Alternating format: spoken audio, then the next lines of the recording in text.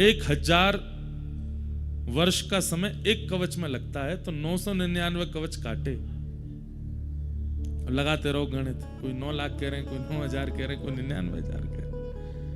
कितना समय लगा? 9,99,000। 9,99,000 वर्ष तक नर नारायण भगवान ने मिलकर के सहस्त्र कवच के 999 कवच काट दिए, एक कवच रह गया। जैसे एक कवच बचा, दौड़ करके सूर्य नारायण भगवान के पास गया, बोले भगवान आपने ही मुझे सहस्त्र कवच दिए थे, नर नारायण ने मिलके 999 काट दिए, मेरी रक्षा करो, एक कवच बचा है बस। सूर्य नारायण ने उसको अपनी सन्निधि प्रदान कर दी। फिर कालांतर में द्वापर में कुंती को एक संत ने मंत्र दिया था कि इस मंत्र का उच्चारण करके जिस देवता को बुलाओगे वो आ जाएगा।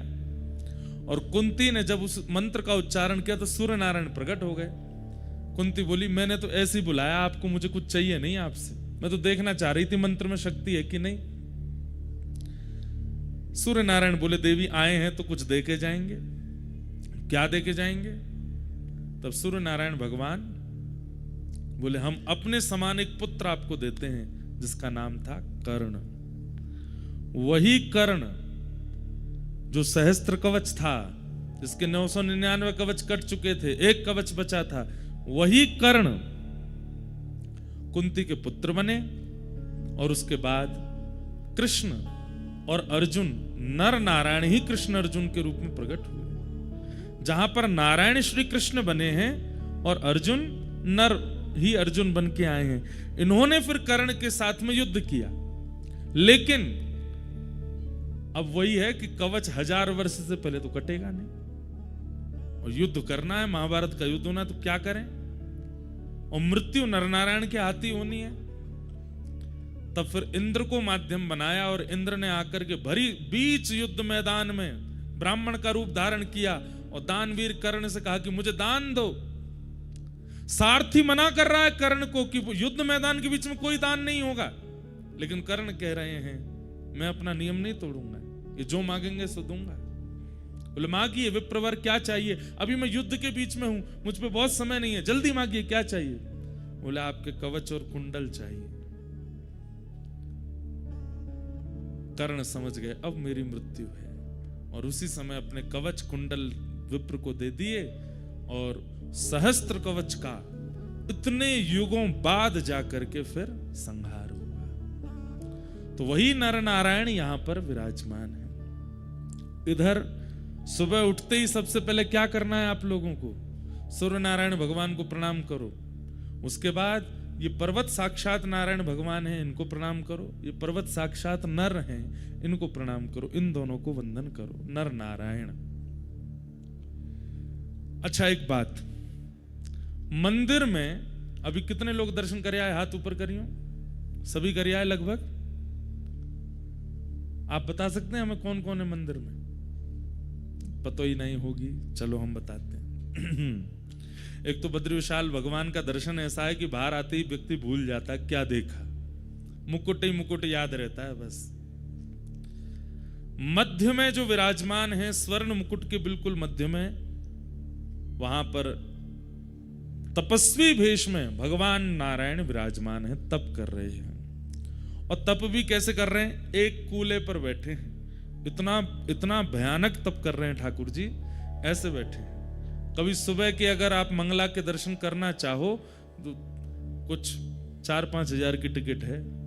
सुबह सुबह के अभिषेक का दर्शन होता है, उसमें सर्वांगीण अंग दिखता है, शालिग्राम मूर्ति है भगवान नारायण। ठीक उनके बगल में आप देखेंगे तो स्वर्ण मुख के रूप में साक्षात श्री कुबेर विराजमान है, क्योंकि उन्हीं का लोक है। यहां के लोग तो ऐसा भी कहते हैं कि पर्वत अंदर से खोखले हैं, इनके अंदर ही कुबेर लोक है। रात में ज्यादा घूमना नहीं, यक्षिणियां घूमती रहती हैं, पकड़ के ले जाती हैं। ऐसा बोलते हैं। तो उनके ठीक बगल में आपको दिखेंगे श्री कुबेर जी महाराज। कुबेर जी के इधर की तरफ आप थोड़ा सा आएंगे तो वहां आपको दिखेंगे श्री नारद जी महाराज। 6 महीने यहां पर दक्षिण भारत के श्री रावल जी सेवा करते हैं, और फिर जब कपाट बंद हो जाते हैं उसके बाद यहाँ श्री नारद जी मुख्य पुजारी हैं इस मंदिर के, इसलिए नारद जी विराजमान है। इधर की तरफ जब आप आओगे तो आगे की ओर गरुण जी विराजमान हैं और पीछे हमारे भक्तों के अग्रगण्य श्री उद्धव जी महाराज और हम ब्रजवासियों के अति प्रिय उद्धव जी महाराज बैठे हैं ठीक बिल्कुल। और इधर की तरफ देखेंगे तो दो मूर्ति आपको दिखाई देंगी, वही नर नारायण भगवान है। ये समस्त दर्शन आपको वहां पर होगा। मैं आज सुबह अनुमान लगा रहा था जब दर्शन करने के लिए गया, चारों युगों का दर्शन होता है एक ही मंदिर में, और वो है बद्रीनाथ। देखना कैसे नारायण भगवान जो यहां विराजमान है उस सतयुग में विराजमान, तो सतयुग का दर्शन। नर नारायण जो विराजमान है त्रेता से विराजमान, इसलिए त्रेता का दर्शन। द्वापर में श्री उद्धव जी महाराज यहां पर आए तो इसलिए उद्धव जी को जब देखते हैं द्वापर का दर्शन। और कलिकाल में यहां पर नित्य श्री नारद जी आते हैं, या फिर इसमें ऐसा कह लीजिए कि भगवान के स्वधाम गमन के बाद कलयुग प्रारंभ हो गया। तो जब उद्धव जी यहां आए तब कलयुग के प्रथम दिन चल रहे थे, तो उद्धव जी का दर्शन कलयुग का दर्शन है और नारद जी का दर्शन द्वापर का दर्शन है। तो सतयुग, त्रेता, द्वापर, कलयुग। सतयुग कौन? बद्री विशाल भगवान। त्रेता कौन? नर नारायण भगवान। द्वापर कौन? नारद जी महाराज। और कलयुग कौन? श्री उद्धव जी महाराज।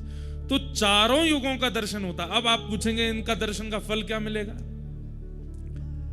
जैसे कहते हैं कि पड़ा त्रेता में जन्म लेना पड़ा, हम लोगों को लगता है कि तब जन्म लेना भी सार्थक होता है, पर नहीं, जन्म कभी भी लेना सार्थक नहीं।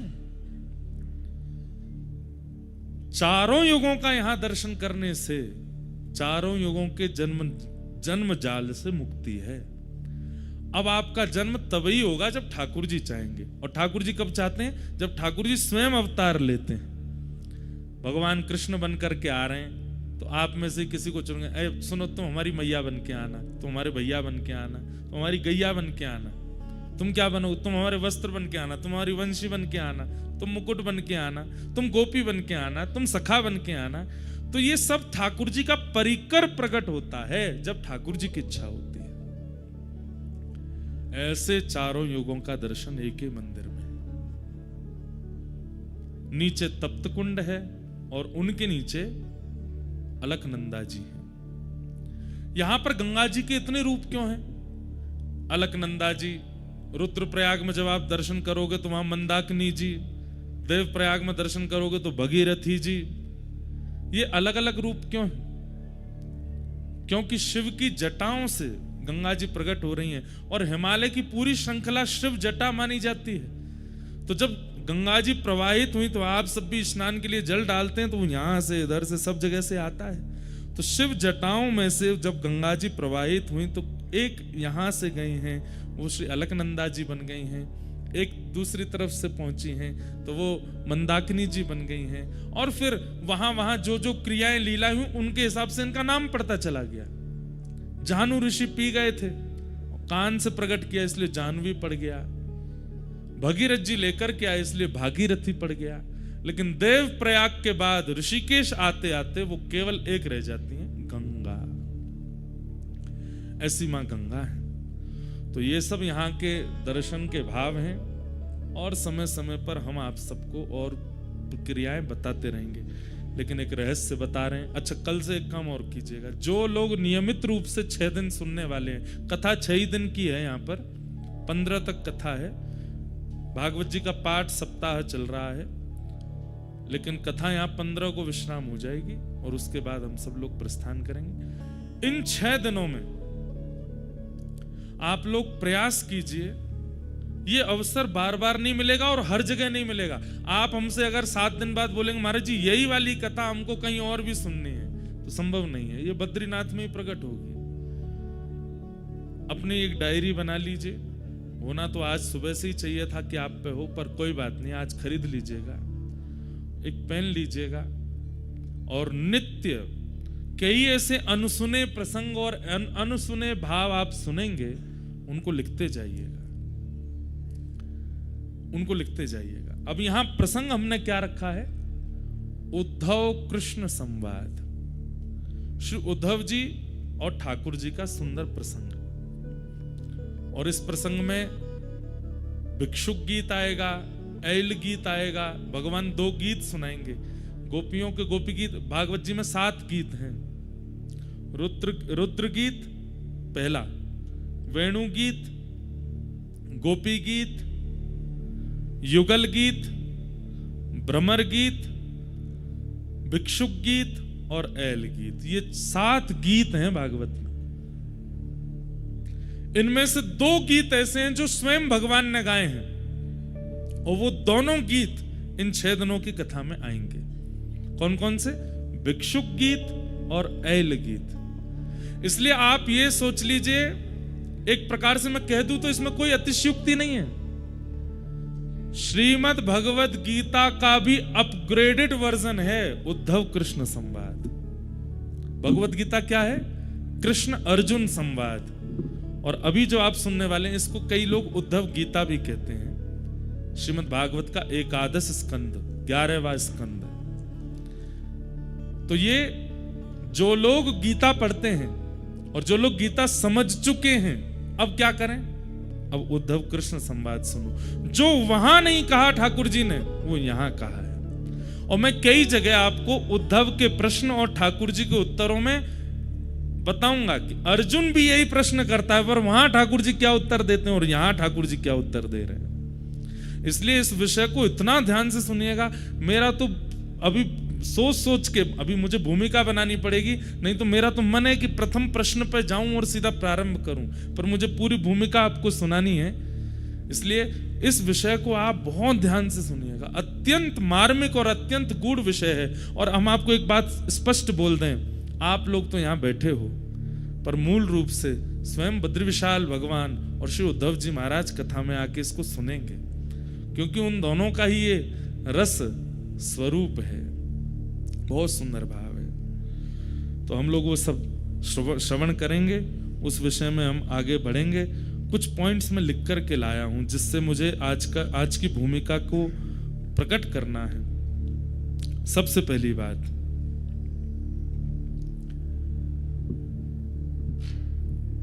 उद्धव जी महाराज वृंदावन गए। इधर देखिए सब लोग, ये बात सबको पता है कि उद्धव जी को भगवान ने भेजा था और कहा था कि उद्धव ब्रज बिसरत नाही, उद्धव मोहे ब्रज बिसरत नाही। एक प्रकार से अगर मैं कह दूं, यहां पर महाभागवत उद्धव जी का परिचय होगा इस कथा में आपको। भगवान तृतीय स्कंद भागवत में कहते हैं कि ऊपर से नीचे तक, दाएं से बाएं तक, चारों दिशाओं से उद्धव मुझसे रत्ती भर भी कम नहीं है। भगवान के 3 परम सखा हैं, सुदामा जी, अर्जुन और उद्धव। और इन तीनों में सबसे ज्यादा प्रिय ठाकुर जी को यदि कोई है तो वो उद्धव है। पर इन उद्धव जी का स्वरूप इतना गौड़ हो चुका है, ज्यादा लोग पहचानते नहीं। मेरा मन है कि इस कथा में मैं उद्धव जी को प्रकट कर दूं कि उद्धव जी हैं कौन। हमारे ब्रज वाले जानते हैं कि उद्धव जी कौन है, क्योंकि ब्रजवासियों के शिष्य हैं उद्धव, राधा रानी के शिष्य हैं उद्धव। सबसे पहला प्रश्न जो मेरे चित्त में आया, भगवान ने यदुवंशियों को शापित कराने के बाद जब अपनी लीला पूरी करने का मन बनाया, तो उद्धव को बचा लिया। इधर देखिएगा, उद्धव को बचा लिया। कथा में 2-3 बार ये सुना चुका हूं पहले, पर नहीं सुनी हो तो सुन लो। जब यदुवंशियों को शाप लगा तो यदुवंशी सारे गए भगवान के पास और भगवान से जाकर के बोले कि हमारे कुल को शाप लगा है नाथ, अब हम क्या करें। तो भगवान ने समस्त यदुवंशियों को उपदेश देते हुए कहा, सोमनाथ जाओ। अच्छा, ये भी एक कड़ी है। हमारे पाठक परिवार ने 12 ज्योतिर्लिंग में कथा कराने का संकल्प लिया था। और जिसकी पहली कथा सोमनाथ में हुई। उसके बाद गत वर्ष रामेश्वरम में हुई दिसंबर में। इस बार मन था कहां करें, केदारनाथ में तो व्यवस्थाएं इतनी व्यवस्थित हो नहीं पाती, तो केदारनाथ जी के भाव से बद्रीनाथ में हो रही है। कालांतर में कभी व्यवस्था बन जाएगी तो केदारनाथ भी करेंगे, पर हमारी अगले साल एक कथा है केदारनाथ में। एक वैष्णव है, वो सब व्यवस्था कर रहे हैं वहां पे। तो आज का जो प्रसंग है ये भी सोमनाथ से शुरू हुआ है, इसलिए सोमनाथ भगवान हमारी हर कथा में प्रथम कथा से ही वो विराजमान है, ये बात आप याद रखिएगा। उनकी उपस्थिति से ही कथाएं हो रही हैं सारी। तो भगवान ने कहा कि सोमनाथ जाइए और सोमनाथ में जाकर के यज्ञ कीजिए। और यज्ञ भी नहीं, भगवान ने वहां पर एक उपदेश देते हुए एक बहुत सुंदर बात कही कि लिखने वाली बात है ये। ठाकुर जी कहते हैं, जब कभी भी जीवन में बहुत संकट आ जाए तो व्यक्ति को क्या करना चाहिए। जब कभी भी जीवन में अति संकट आ जाए उस परिस्थिति में व्यक्ति को क्या करना चाहिए। तो वहां श्लोक है, भगवान कहते हैं व्यक्ति को जितना हो सके दान करना चाहिए। सावधानी से सुनिएगा। हमारे शरीर में कोई रोग बना है और अगर उस व्यक्ति को या तो वमन नहीं होता या फिर किसी भी रूप में अंदर से मल निकले ना, तो व्यक्ति की मृत्यु की पूरी संभावना बन जाती है। व्यक्ति के अगर मलमूत्र और भीतर की वस्तु बाहर निकलने के रास्ते बंद हो जाए तो कितनी भी दवाई दे दी जाए, डॉक्टर यही प्रयास करेगा कैसे भी करके इनका मल स्वच्छ होना चाहिए, नहीं तो ये मर जाएंगे। ठीक वैसे ही भगवान यहां पर उपदेश देते हैं यदुवंशियों को, और यदुवंशियों से कहते हैं देखो जीवन में अति संकट जब आती है तब क्या करना चाहिए। बोले जितना संग्रहित धन है उसको व्यय करना प्रारंभ करो, दान करो, पुण्य करो, यज्ञ करो, अनुष्ठान करो। व्यक्ति दान पुण्य यज्ञ अनुष्ठान कब करता है? जब सब कुछ व्यवस्थित है, कोई दिक्कत नहीं है, सब बढ़िया चल रहा है, एक नंबर चल रहा है बिजनेस, तब करें, कथा करा लो, यज्ञ कर लो, अनुष्ठान कर लो, ठीक है, तब भी करो। लेकिन यहां भगवान की वाणी है कि संकट जब जीवन में आवे तब प्रयास करो, जेब में जितना रखा उस समय और लगा कि बहुत बड़ा संकट आ गया, क्या करें? दान कर दो। अभी जेब में डालो, कितने हैं निकाल दो, कहीं से लाओ, कुछ दान पुण्य, इतना भी नहीं कि सब खत्म ही कर दो, पर कुछ दान करो। ठाकुर जी कहते हैं दान करते ही आप अनुभव करेंगे कि कुछ प्रतिशत जो आपका कष्ट है वो घटने लगेगा। क्यों? संग्रहित धन ही कष्ट का कारण बना है, और उसको जैसे ही आप दान करोगे ठीक हो जाता है। तो भगवान ने यदुवंशियों से कहा कि आप सब लोग सोमनाथ चलो, और सोमनाथ में जाकर के हम लोग यज्ञ करेंगे, दान करेंगे, और वहां सोमेश्वर महादेव से प्रार्थना करेंगे जिस प्रकार आपने चंद्रमा के शाप का हरण किया, यदुवंशियों के शाप का भी हरण करो। यदुवंशी सब खुश हो गए, वाह वाह वाह वाह वाह, चलो चलो चलो तैयारी करो। पर दूर बैठे उद्धव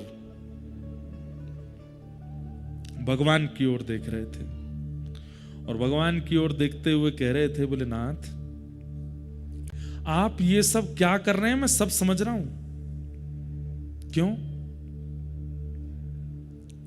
अरे द्वारिका में कितनी यदुवंशी हैं पता है?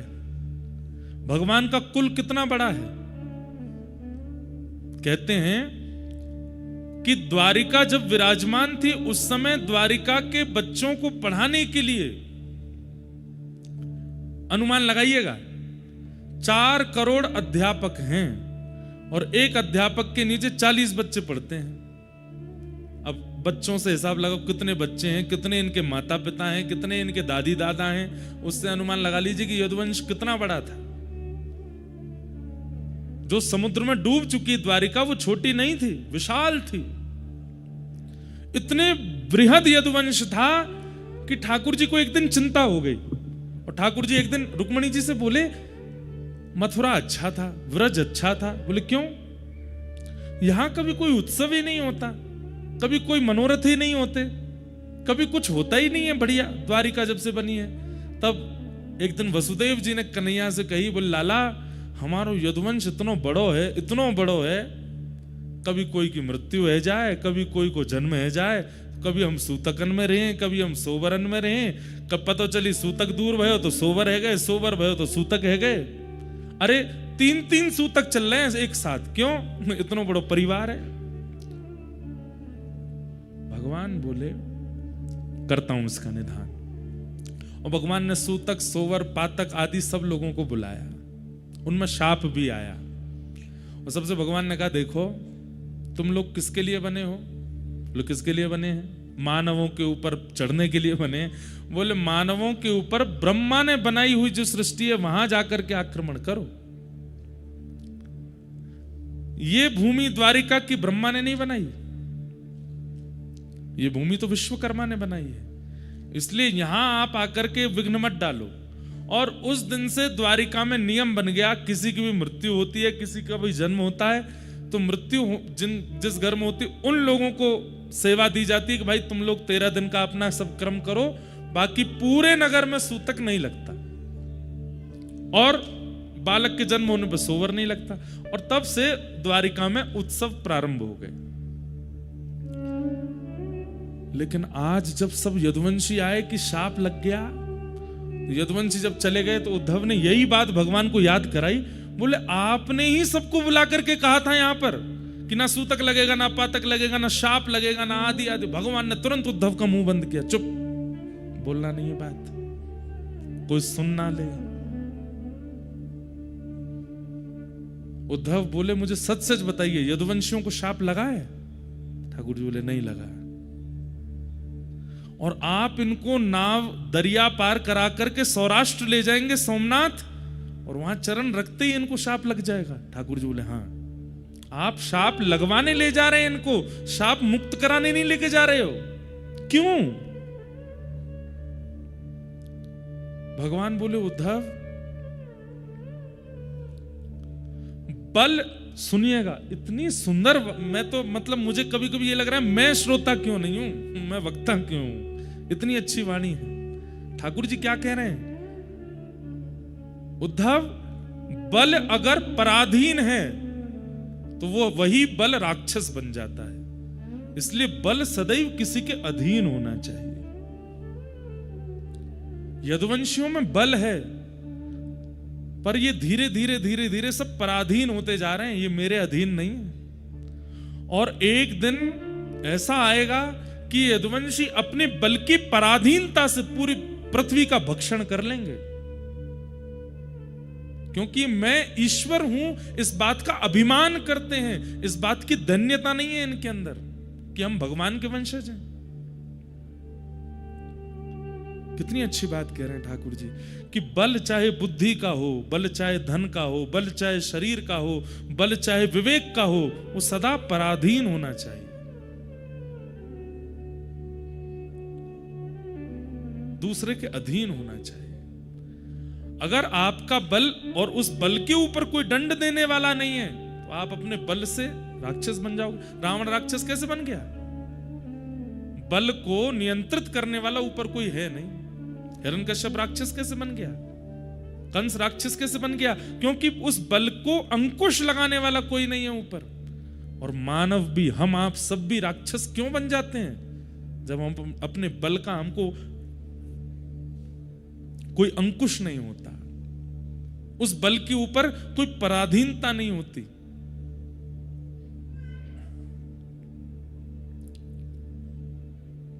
भगवान बोले इसलिए यदुवंशियों का नाश होना जरूरी है उद्धव, और मैं इन लोगों को लेके जाऊंगा, लेकिन तुम नहीं जाओगे। क्यों? मैं भी तो यदुवंशी हूं, मैं क्यों नहीं जाऊंगा? तो भगवान बोले उद्धव कोई तो एक रहना चाहिए ना, जो मेरी भक्ति का, मेरे भाव का, मेरे ज्ञान का, मेरे धर्म का आगे तक प्रचार कर सके। और फिर इसी विषय को ठाकुर जी यहां उद्धव के चित्त में विरक्ति आवे, भक्ति आवे, त्याग आवे। और वो कैसे आएगा? उद्धव यहां प्रश्न करता जा रहा है और ठाकुर जी उसको उत्तर देते जा रहे हैं। वही उद्धव कृष्ण संवाद है। अब हम चलते हैं, ये मध्य का भाग छोड़ दिया मैंने, जो उद्धव कृष्ण संवाद है।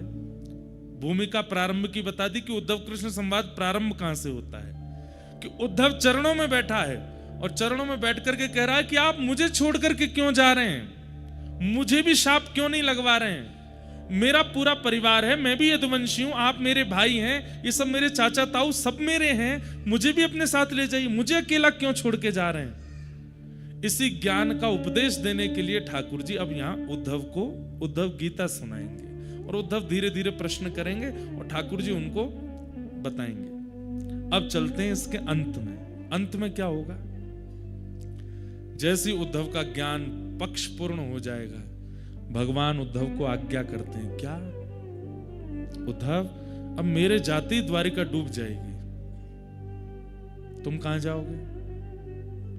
उद्धव जी के मन में आया कि मुझे एक ही जगह भेज सकते हैं, ये कहां? वृंदावन।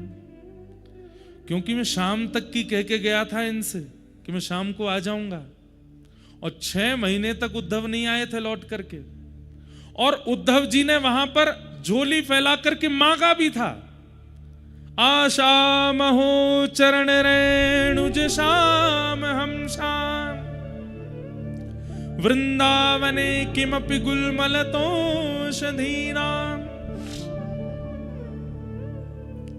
उद्धव जी के मन में आ चुका है कि ये मुझे व्रज जाने को कहेंगे, और उद्धव जी थोड़ी तैयार भी उसी तरीके से होने लगे थे। भगवान बोले, उद्धव बोले कि ठाकुर जी द्वारिका डूब जाएगी आपकी जाति। बोले जी, तो मुझे कहां जाना है? भगवान बोले बता रहा हूं। बोले मुझे पता है कहां जाना है। बोले कहां जाओगे? बोले व्रज। भगवान बोले इतने योग्य नहीं हुए उद्धव तुम, व्रज की प्राप्ति के लिए तप करना पड़ेगा। और वो तप कहां होगा? बोले बद्रिकाश्रम। श्रीमद् भागवत के उत्तर महात्म्य में स्पष्ट लिखा है। बोले क्या? व्रज की प्राप्ति, वृंदावन की प्राप्ति, चाहे वृक्ष के रूप में हो, चाहे मानव के रूप में हो, चाहे कोई कीड़ा के रूप में हो, चाहे किसी भी रूप में हो, व्रज में जन्म तब तक नहीं मिलेगा जब तक बद्रीनाथ में तप नहीं किया गया होगा। बद्रीनाथ की तपस्या ही वृंदावन में जन्म देती है। तो पहला प्रश्न मेरे चित्त में जो आया था कि उद्धव को व्रज क्यों नहीं भेजा भगवान ने, बद्रीनाथ जाने को क्यों कहा? क्योंकि उत्तर महात्म्य में लिखा है क्या? साधन भूमि बदरी। बद्री क्या है? बोले साधन भूमि है, और फल भूमि व्रज भूमि। बद्रीनाथ साधन भूमि है, यहां किया गया तप, यहां किया गया जप, यहां किया गया अनुष्ठान, यहां किया गया किसी भी प्रकार से भगवत सम्मिलन का अनुष्ठान, उसका फल क्या मिलेगा? बोले वृंदावन मिलेगा। कुछ दिन का प्रवास किया है, कुछ दिन नाम जप किया है, कुछ दिन रह करके कुछ किया है, 1-2 दिन रुके हैं, तो उसके फल के रूप में हो सकता है कि अगली बार जन्म कहीं भी हो, पर बीच बीच में ब्रज आना जाना लगा रहेगा। बीच बीच में ब्रज की प्राप्ति, यह भी पूर्व जन्म के बद्रीनाथ के तपस्या का फल है। बद्रीनाथ में रह करके कोई अनुष्ठान किया है, 7 दिन का, 13 दिन का, 15 दिन का, 20 दिन का, 1 महीने का, तो उसका फल क्या मिलेगा? जन्म कहीं भी होगा, आधे से ज्यादा समय कहीं और व्यतीत करने के बाद फिर एक ब्रजवास की इच्छा आ जाएगी, और एक आयु आने पर आप ब्रज आ जाओगे। पर सब त्याग करके अपनी अंतिम श्वास तक किसी ने बद्रीनाथ में रह करके तप किया होगा। यहां अंतिम श्वास लेने का मतलब है जन्म वृंदावन में ही होगा। यहां जो भी प्राण त्यागेगा, निश्चित है कि उसका जन्म कहीं ना कहीं व्रजमंडल में ही होगा।